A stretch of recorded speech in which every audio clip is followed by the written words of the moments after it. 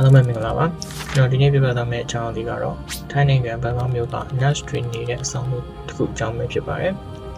ဒီ project ကဘန်ကောက်မြို့လေခေါင်ကချူလာလောင်ကွန်စေယုံဝင်းနဲ့မှာရှိတာဖြစ်ပါတယ်ပထမဆုံးအနေနဲ့ဒီ project လေးကိုမြင်လိုက်တာနဲ့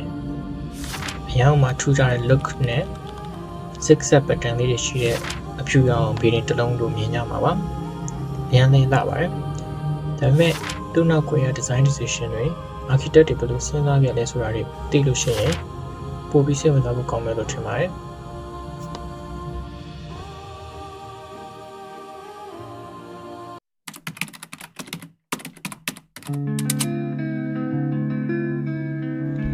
ပထမဆုံးအနေနဲ့ existing condition ကိုပြောရမယ်ဆိုလို့ရှိရင်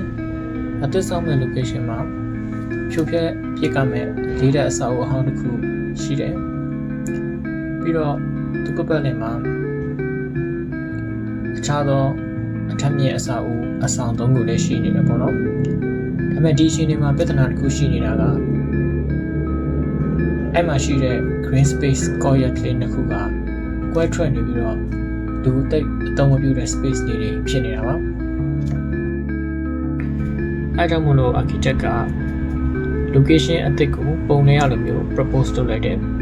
အဲ့လိုလုပ်လိုက်ခြင်းအဖြစ်ခုနကကွဲနေတဲ့ green space လေးနှစ်ခုကပြန်ဆက်သွားသလို size အရာလည်းပိုကြီးသွားတယ်ပြီးတော့အပြင်ကလာမဲ့စူညံတန်တွေကိုကာကွယ်ပြီးသားအတွင်းပိုင်း space လေးတစ်ခုအဖြစ်တက်တက်မတ်မတ်ဖြစ်သွားတယ်ပေါ့နော်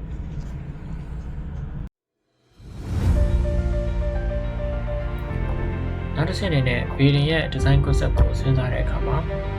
ပုံမှန် condo တွေပုံမှန် dormitory တွေမှာသုံးတဲ့ developed corridor မသုံးဖို့ဆိုဖြစ်ခဲ့တယ် developed corridor ဆိုတာဒီလိုမျိုးပေါ့နော်ရှောက်လန်းရဲ့တစ်ပတ်တစ်ချက်မှာအခန်းကြီးရှိတယ် space ရ efficient ဖြစ်တယ်ဆိုပေမဲ့ပြဿနာချို့ရှိတယ်ပေါ့နော်တော့အလင်းရောင်လုံးဝမရတာနဲ့နေဝင်နေတော့မကောင်းတာပါနောက်ပြီးတော့တကယ်နေထိုင်မဲ့ nest တွေ interview လုပ်တဲ့အခါမှာလည်း nest တွေကတဘာဝလေဝေတွေတော့ကောင်းမွန်တဲ့အခန်းတွေမှာပိုနေလို့လဲဆိုပြီးတော့ဖြေချရတယ်ပေါ့နော်အဲကြောင့်မို့လို့ architect က building ကို single loaded corridor နှစ်ခုပါတဲ့နှစ်ချမ်းအဖြစ်ခွဲလိုက်ပြီးတော့လယ်မှာ space အနေငယ်ချန်ထားလိုက်ပါတယ်အဲ့လိုလုပ်ချင်အဖြစ် building ရဲ့အတွင်းပိုင်းနဲ့ထိတဘာဝအလင်းရောင်တွေပုံဝင်သွားသလိုအခန်းတိုင်းကလည်း theory အလွယ်တကူဖြည့်ဆည်းနိုင်တဲ့ unit တွေအဖြစ်ပြောင်းသွားပါတယ်ဘာလို့လဲဆိုတော့ပူရင်ပွားပြီးအပေါ်သို့တက်တည်ဆိုတဲ့လေရဲ့သဘာဝကြောင့်ပါပုံမှန်မြင်ရတဲ့အတိုင်းအောက်ဆုံးတက် lobby ကနေ building ရဲ့တွဲမှာရှိတဲ့ sky terrace အဲ့အနီးမှာတစ်ဆင့် building ရဲ့ rooftop အထိလေတွေဟာအလွယ်တကူဖြတ်တန်းစီးဆင်းသွားနိုင်တာဖြစ်ပါတယ်နောက်ဆုံးအနေနဲ့စိတ်ဝင်စားဖို့ကောင်းတာကတော့ zigzag pattern veranda တွေနဲ့ဖွဲ့စည်းထားတဲ့ building ရဲ့မျက်နှာစာဒီဇိုင်းပါအဲ့ဒါကတော့အနီးနားအဆောက်အဦတွေရဲ့ veranda ကနေတရက်မြင်ရတာကိုကောက်ပဲဖို့ဆိုပြီးတော့ပြောထားပါတယ်ဒါပေမဲ့ဒီတိုင်းပဲပူထူးခြားတဲ့ look ရချင်လို့ပူလှပတဲ့ facade design ဖြစ်ချင်လို့လုပ်ထားတာမျိုးလည်းဖြစ်နိုင်ပါတယ်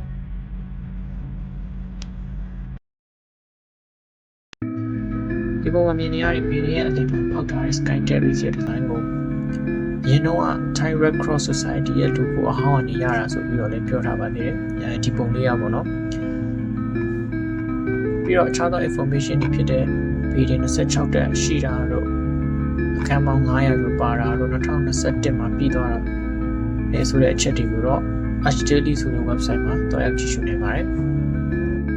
ဒီ project ကိုတော့ Plan Architect ဆိုတဲ့ architecture firm တစ်ခုက design ဆွဲထားတာပဲဖြစ်ပါတယ်